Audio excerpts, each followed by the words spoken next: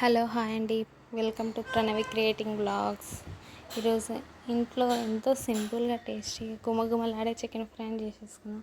ముందుగా ఆయిల్ వేసేసుకొని అందులోకి బిర్యానీ మసాలా వేసేసుకున్నామండి.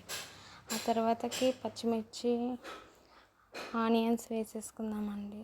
పచ్చివాసన అయ్యేంత వరకు వేయించుకుందాం. 1 టేబుల్ స్పూన్ అల్లం వెల్లుల్లి పేస్ట్ కూడా యాడ్ చేసేసుకుందామండి.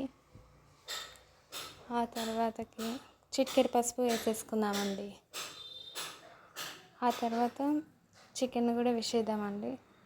వేసేసి బాగా కలిపేసుకొని మూత పెట్టేసుకుందామండి. తగినంత ఉప్పు వేసేసుకొని కలిపి మగ్గనిద్దామండి.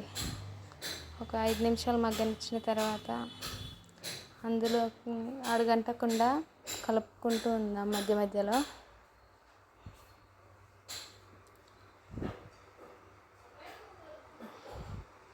ఆ తర్వాత కొద్దిగా కారం వేద్దామండి. తగినంత కారం వేసేసుకుందాము. వేసేసుకొని ముక్కకు కారం పట్టేటట్లు బాగా కలిపేసుకుందామండి.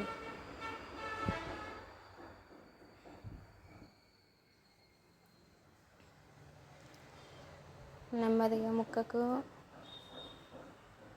కారం అంటేటట్టు కలిపేసేసుకుందామండి.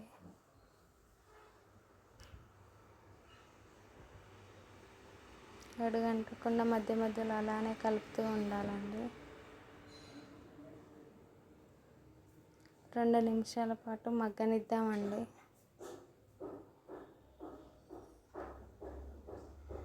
మగ్గిన తర్వాత మరొకసారి కలుపుకుందామండి.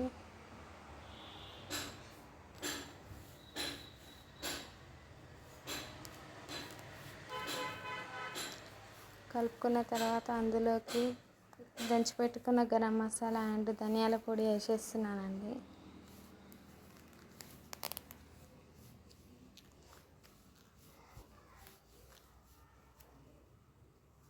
వేసేసుకొని కలిపేసుకుందామండి. ఎంత స్మెల్ వస్తుందండి గరం మసాలా వల్ల. ఎంత మంచి స్మెల్ వస్తుంది.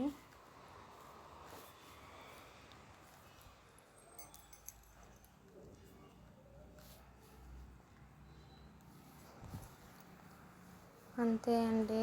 ఎంతో సింపుల్గా టేస్టీగా ఉండే చికెన్ ఫ్రై అండి. లాస్ట్కి కొత్తిమీర యాడ్ చేసేస్తున్నానండి. అందరూ మీ ఇంట్లో ట్రై చేస్తారని అనుకుంటున్నాను. టేస్ట్ ఎలా వచ్చిందో చెప్పేసేయండి కామెంట్ బాక్స్లో.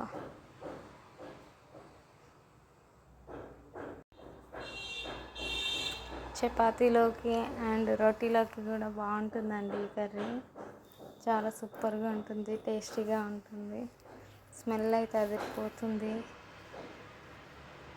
అంతే అండి. ఎంతో టేస్టీగా సింపుల్గా ఉండే చికెన్ ఫ్రై రెడీ అండి.